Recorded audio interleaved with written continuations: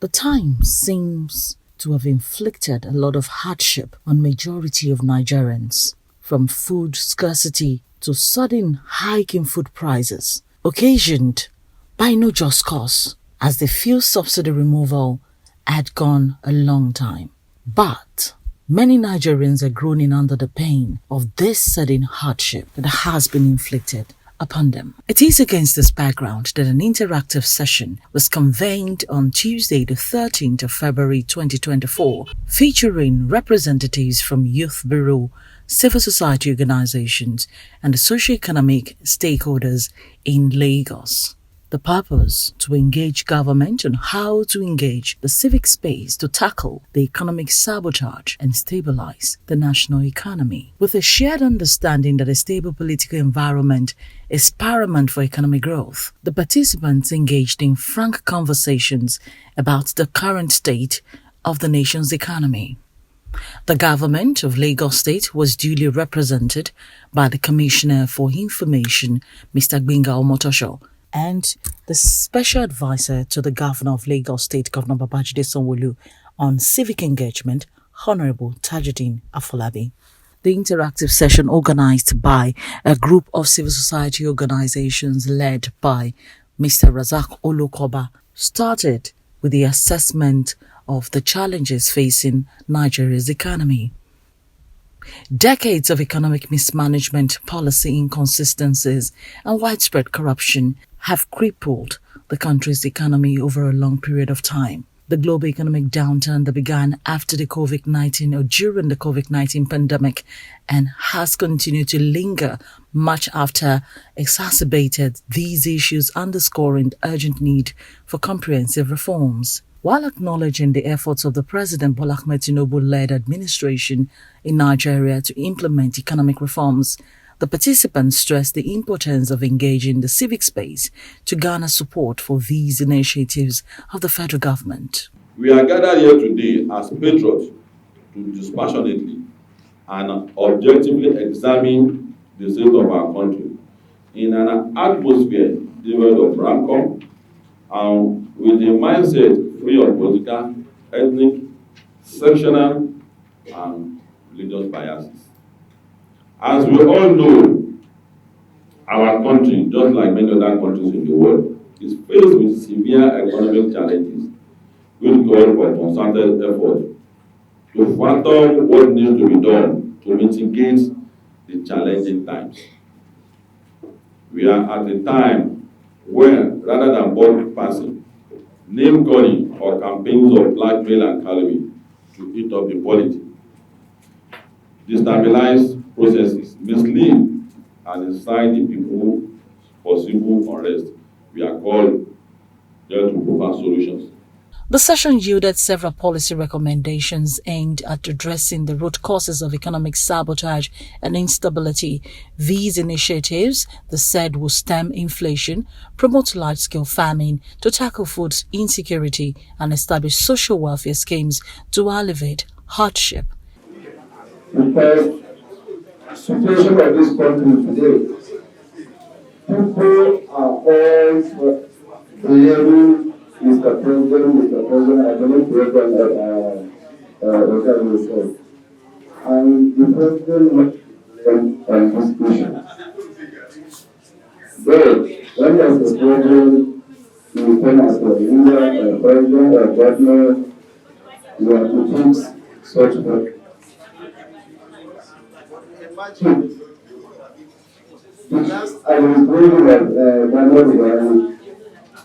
the federal government are paying $1.5 billion every month for dollar to stay where it is going to be going now. And today, President Bola Ahmed Tinubu said, what do you expect? A $1.5 billion is almost 20 million naira as we are talking now. So this dollar rising up 1,000 plus, so they are even showing as the dollar is not going more than what it is today. It's something that this president inherits. It's a president that is inherent. The indices are not right. Don't get me wrong. I'm not speaking for government. The indices are not right, but our way of doing things remains a major problem as to what we are facing, because we are one set of people that takes advantage, deep advantage of the situations of the country, and we express for our own benefit because there's nobody to blame. And who are we going to blame? The government. Even when the government is doing whatever thing they can, I'm not saying government is perfect. Our government is far from being perfect, especially at the state level. And I'm happy that my brother mentioned that here. Today, if you don't have Gary in your power, who do you blame? Tinubu. You go to market, pepper price has increased. Who do you blame? You cannot impregnate your wife. Who do you blame? That is it. We all think that our problem starts and ends in Abuja. But so long as we're going to have that notion and we allow some unscrupulous pressmen, unscrupulous individuals, who member has mentioned here, to keep directing our attention to Tinubu, we will remain worse than where we are. For free, federal government does not own land in Nigeria. They only own Abuja. The entire land belongs to the state by the land use decree. So who should produce food for us? Who should produce food for us? And we don't call them. Ogun State has one of the biggest land assets around here. What did they use it for? Churches. Housing programs. Real estates. Cheap ones. If you have a farm, and I keep saying it, and I'm saying this, and I'm saying pressure to report this.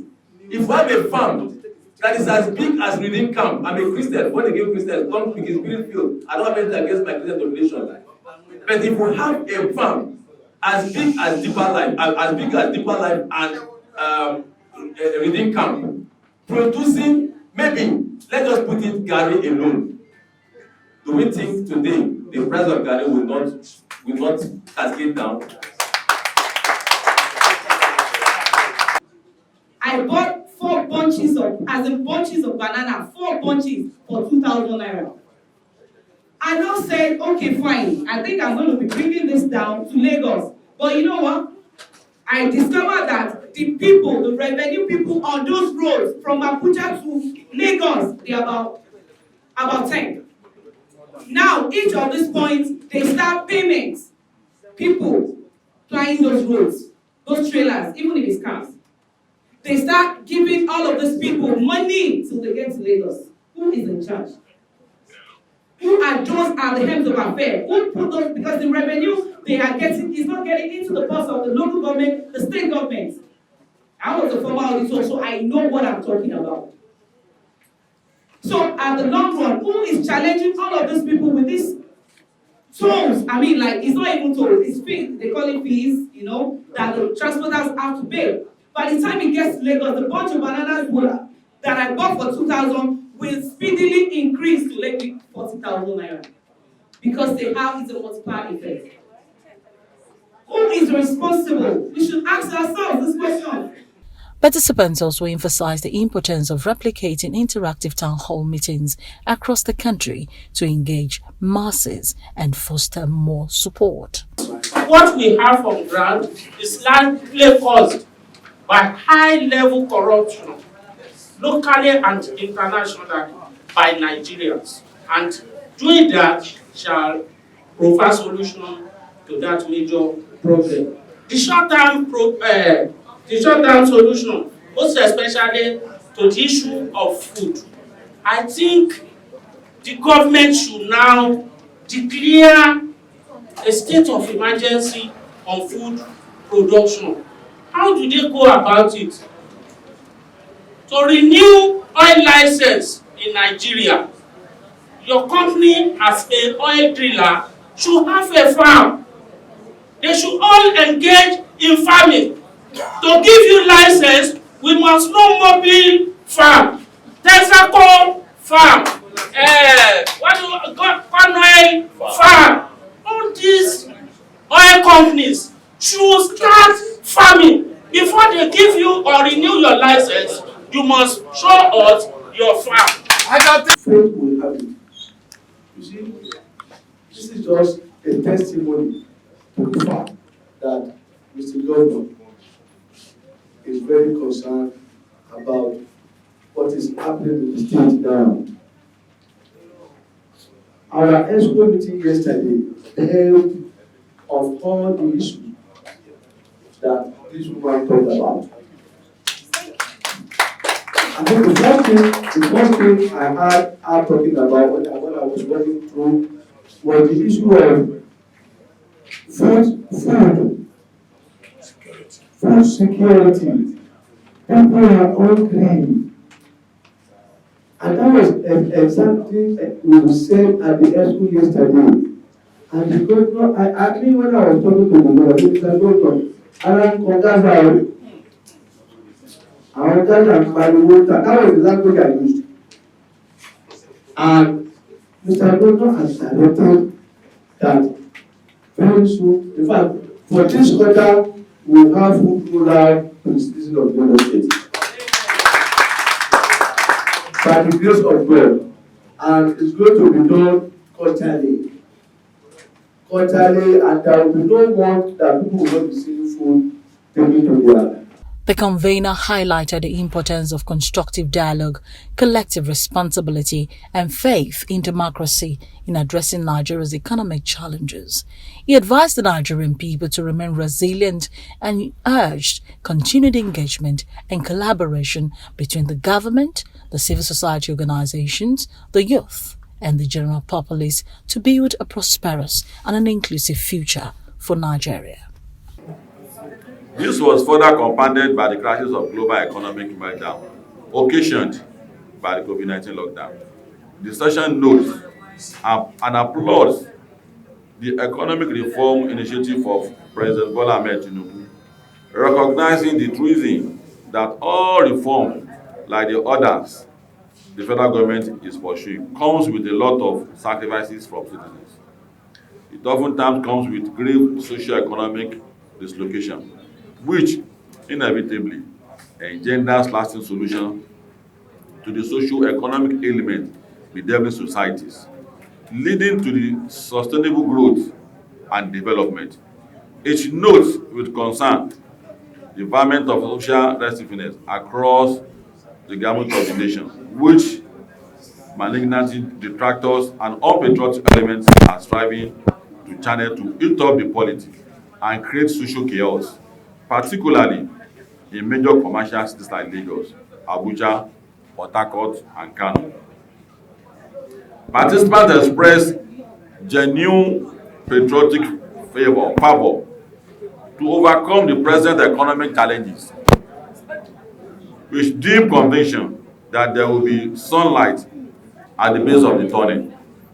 The civil society organizations who were there present include Campaign for Dignity in Governance, represented by Razak Olukoba, the convener of the event, Humanity Services Project Linus Okoroji, the Center for Social and Economic Rights, headed by Nelson Ikujimi, Workbond International Network, put together by Omotaje Olawale Saint, Benga Moses Soloki of COSEC, and many, many more.